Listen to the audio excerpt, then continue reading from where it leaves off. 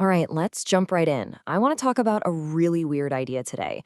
What if I told you that being smart could actually be your biggest weakness as an investor? I know, it sounds totally backwards, but stick with me because we're going to unpack how your own brain power can set a trap for you in the market. Let this one sink in for a second. Have you ever made a money decision, looked back, and thought, what was I thinking? You did all the homework, you felt like you had a handle on it, and it still went sideways. Well, this quote right here, it nails the problem. It's not about your IQ score. The real fight, well, that's happening somewhere completely different. So let's get into what I call the high IQ myth. You know the one. It's this idea that you have to be some kind of super genius with a PhD in everything to win at investing. We picture complicated charts and predicting the future. But honestly, the real world just doesn't work that way. So, what is going on here? I mean, seriously, why do brilliant people, we're talking surgeons, rocket scientists, you name it, make rookie mistakes when it comes to their own money? It just doesn't add up, does it? And boom, here's the answer. The game isn't about outsmarting the stock market. It's about outsmarting yourself. You see, the hardest part of all this isn't the math. It's managing that crazy cocktail of emotions we all have. The fear, the greed, that feeling of missing out, all that stuff that's just swirling around in your head. What's fascinating is that this isn't random. It's actually a super predictable pattern. So predictable, in fact, that we can map it out.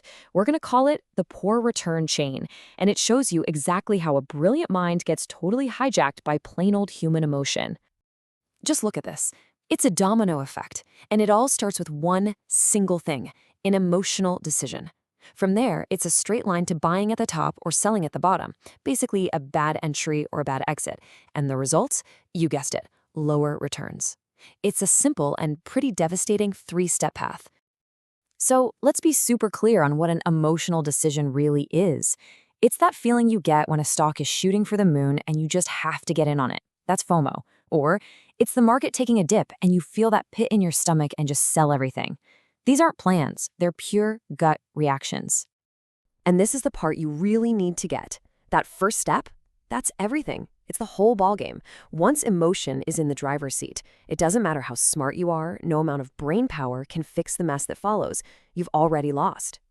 Okay, enough with the problem, right? How do we actually fix this?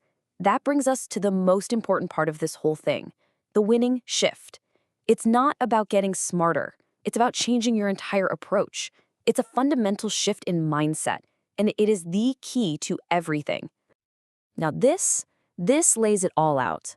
On one side, you've got the genius. Super high IQ, sure, but they're run by their emotions. The result? Total roller coaster returns. Then you look at the disciplined. They might not be the certified genius, but they are systematic. They're process-driven. And what do they get? Consistency. And in this game, consistency is king. So, you want to be the disciplined investor? Here's your toolkit. First, you need a clear plan, something you make when you're thinking clearly, not in the heat of the moment. Then, you have to commit to taking emotion out of the equation. You got to focus on your system, not on what happens day to day. And finally, you have to value your process way, way more than trying to predict the future. Look, if you walk away with just one single idea today, I want it to be this: discipline beats intelligence. Say it again. Discipline beats intelligence. Every time. It's not about being the smartest person in the room. It is about being the one who can stick to the plan. That's it. That's the secret sauce. So, to wrap it all up, the winning shift boils down to this. It's about where you put your trust. You stop trusting those gut feelings, those flashes of panic, or those sudden brilliant ideas that pop into your head. Instead, you put 100% of your faith in a process, a system, one that you built and you know works. And that's what I want to leave you with, because the first step to becoming disciplined is just deciding to be. So, which investor are you going to be? Are you going to be the genius, constantly fighting your own emotions? Or are you going to be the disciplined one, the one who quietly builds success by just trusting the process? The choice is all yours.